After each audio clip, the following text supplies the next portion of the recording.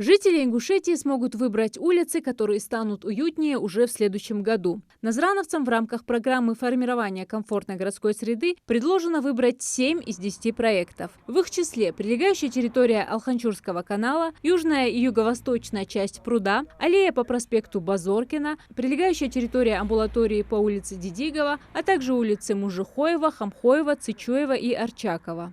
Улицы, которые участвуют в этом голосовании, на данный момент не асфальтированы, в них выбоины, очень в плохом состоянии дороги. И в случае их победы в этом голосовании они будут заасфальтированы, там будут проложены пешеходные дорожки, освещение, озеленение в некоторых местах. Если говорить про прилегающую территорию пруда, это мы все ее знаем, это очень излюбленная территория для отдыха в городе Назрань, и поэтому ее комплексное и хорошее благоустройство это будет очень значимым для нашего города. А территория, которая находится рядом с Алханчурским каналом, мы все знаем, что это очень большой жилой массив, но там очень мало территорий, где можно сесть, отдохнуть, вечером погулять и так далее. И поэтому благоустройство этой территории тоже принесет много пользы. В проекте «Комфортная городская среда» участвуют 44 муниципальных образования. Проголосовать может любой житель страны, достигший 14 лет. Отдать свой голос можно только один раз. Сегодня представители мэрии города пришли в Назрановский политехнический колледж рассказать студентам о важности участия в проекте. Сайты 06городсреда.ру. Город Назрань выбрать территорию выбрать.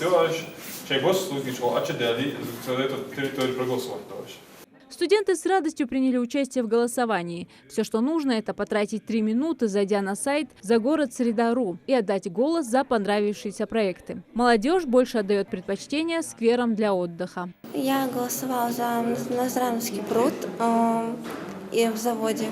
Я хотела, чтобы там обустроили больше парков и больше развлечений. Я сам с Майского, учусь в Назране, бываю больше в Назране, поэтому хотел бы, чтобы наш город процветал, как-то его озеленили и тому подобное. Поэтому, если вам не сложно, проголосуйте за наш город.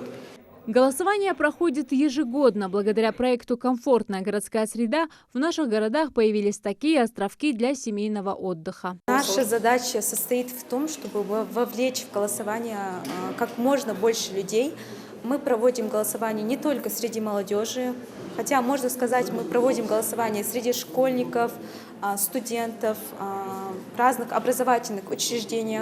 Голосование продлится до 31 мая. Сотрудники мэрии призывают всех неравнодушных жителей города принять участие. Зарима Ивлоева, Джамалил Султыгов, Новости 24.